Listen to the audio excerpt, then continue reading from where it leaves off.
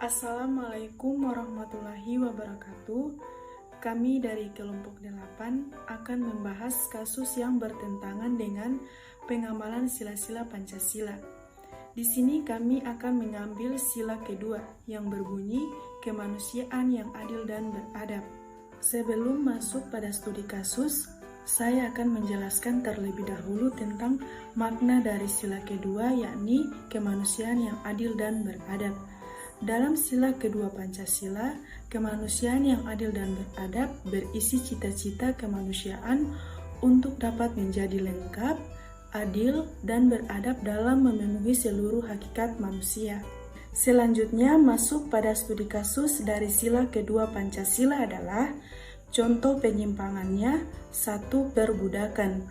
Perbudakan jelas menyalahi sila kedua, karena manusia seharusnya tidak dilakukan dengan semestinya dan tidak manusiawi sehingga memudahkan pengoperasian yang dilarang. 2. Mempekerjakan anak di bawah umur. Jenis penyimpangan sila kedua adalah mempekerjakan anak di bawah umur. Anak di bawah umur tidak pantas untuk bekerja karena kewajiban mereka adalah sekolah, terutama jika mempekerjakan anak di bawah umur dengan tidak wajar. 3. Ketidakadilan dalam bidang ekonomi. Kadang-kadang ada beberapa kasus dalam ekonomi yang akan merugikan orang-orang yang tidak mampu dan malah menguntungkan bagi kalangan kaum atas. Assalamualaikum warahmatullahi wabarakatuh.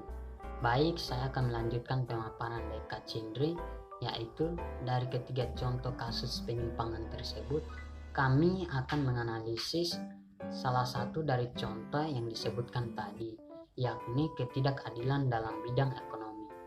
Ketidakadilan dalam bidang ekonomi, terkadang ada beberapa kasus dalam ekonomi yang akan merugikan orang-orang yang tidak mampu dan malah menguntungkan bagi kalangan kaum atas.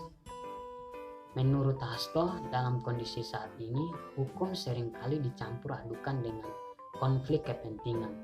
Hasto mengatakan, keadilan diwujudkan dengan semangat gotong royong. Artinya, dalam masyarakat, kelompok yang kuat harus membantu yang lemah demi meraih keadilan. Semangat gotong royong, yang kuat membantu yang lemah, bukan yang kuat menindas yang lemah. Sekian dari pemaparan saya. Kemudian pemaparan berikutnya akan dilanjutkan oleh Iken.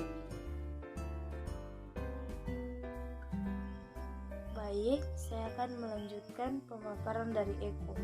Contoh kasus penyimpangan sila kedua, yaitu ketidakadilan karena hutang bagi rakyat kalangan bawah.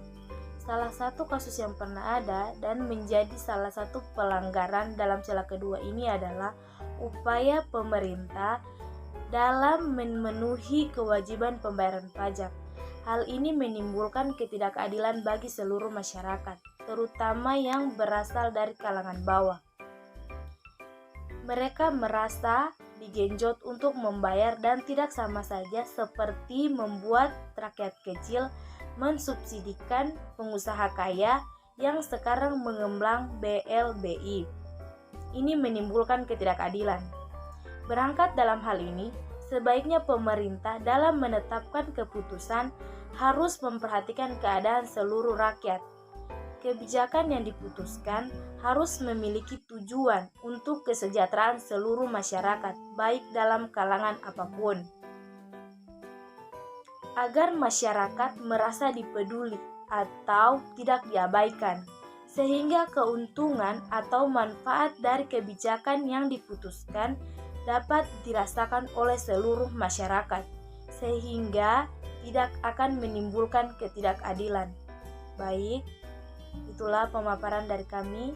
Lebih dan kurangnya kami mohon maaf. Wabillahi taufiq wal hidayah. Wassalamualaikum warahmatullahi wabarakatuh.